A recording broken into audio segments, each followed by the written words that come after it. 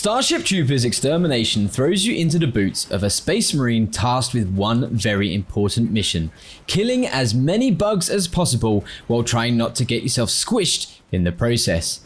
Based on the cult classic sci-fi movie, the game does a solid job capturing that frantic, almost overwhelming feeling of battling hordes of arachnids on an alien planet. You're part of a squad, with each player filling different roles in a team-orientated shooter that emphasizes cooperation, or at least it tries to. There's a certain thrill to blasting away at bug after bug, but let's be honest, the chaos can feel a little bit like an organized panic.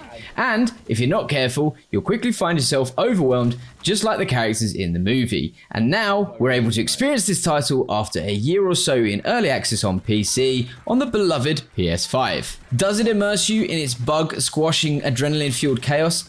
Does it deliver the relentless action and squad-based warfare it promises? And ultimately, is enlisting in the mobile inventory on PS5 worth your time and money? The premise of Starship Troopers Extermination has everything going for it. I mean, come on, hordes of terrifying, cool-looking aliens straight from an iconic IP like Starship Troopers, buckets of gore, and exploding bug bits everywhere? Sign me up! There's a real sense of camaraderie as you and your squad of fellow troopers defend outposts and tackle missions together, fighting off endless waves of arachnids.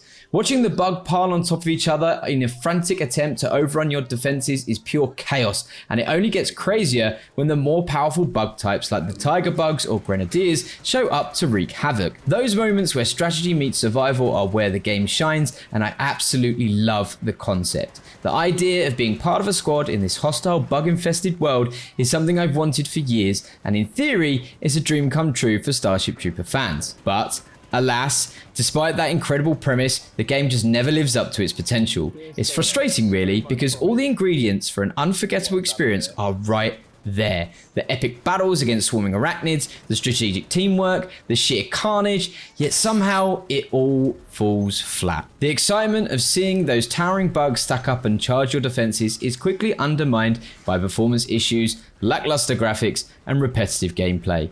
You can't help but feel the game is holding back, never fully delivering on the chaos and thrill it promises. It's like being served a dish with all the right flavors but no seasoning. All that potential is just sitting there waiting to explode into something great, but sadly it never quite does. So let's talk about the graphics, or lack thereof.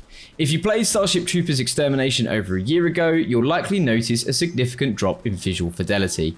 I get it, they shifted from a more realistic style to something artistic to save on performance, but honestly it feels like they took that artistic license and ran too far with it. Instead of gritty realism, we're left with something that looks like a Saturday morning cartoon, and not in a good way. The once intimidating bugs now seem more like goofy caricatures, and the whole aesthetic loses the edge that originally drew me in. Sure, performance is smoother, but at what cost? It's almost cringy at times, and that coolness factor has definitely taken a hit. If you're someone who thrives on immersive graphics, you're probably wondering, what the fuck happened here? One of the biggest letdowns though is the aiming sensitivity, or should I say the complete lack of adaptation for controllers. It feels like they just copied and pasted the PC version's mouse aiming straight onto the PS5 without even considering the nuances of a controller.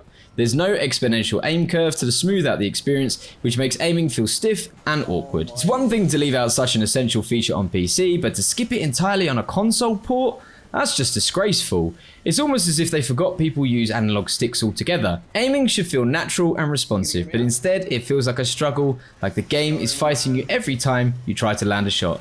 It makes those intense bug battles more frustrating than fun, and let's face it, when you're already battling a swarm of enemies, you don't need to be battling the controls too. The introduction of a campaign mode might sound like a promising addition, but it quickly fizzles out. Sure, the concept of giving players a structured set of missions to tackle could add some depth, but the reality, it's a bit of a snooze fest. The missions are ridiculously short, often feeling more like filler than actual content. If you've already logged some serious hours in the game, you'll find them dull at best. There's no real challenge or variety to keep you invested, and the campaign feels like it was just more designed as an afterthought than a feature meant to excite long-time players.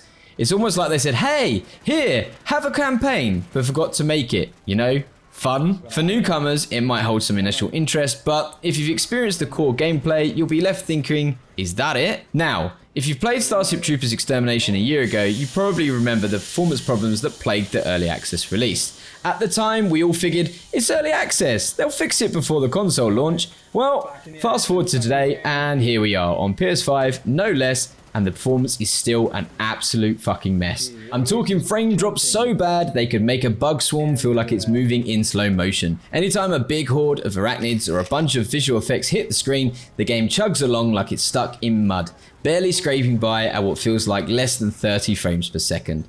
It's almost impossible to enjoy the chaos of those epic firefights when the game turns into a slideshow. You'd expect a next-gen console like the PS5 to handle these moments with ease, but instead it feels like I'm playing on an outdated rig. It's just downright frustrating and makes you wonder what happened during the optimization process. One of the best parts of the PC version for me was also the community vibe, especially when players got on their mics.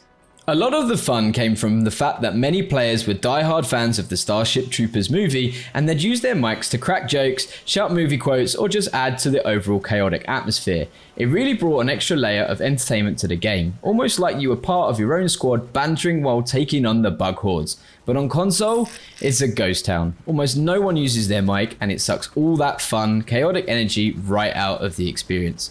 The silence is honestly deafening, and without that interaction, it feels like you're playing solo even when you're technically part of a squad. That cult-like camaraderie I loved so much on PC just doesn't translate here, and it leaves the console version feeling like a stripped-down, less engaging experience. Ultimately, my biggest feeling towards Starship Troopers Extermination on PS5 is just pure disappointment. When I first played the game a year ago, it felt like it had so much potential.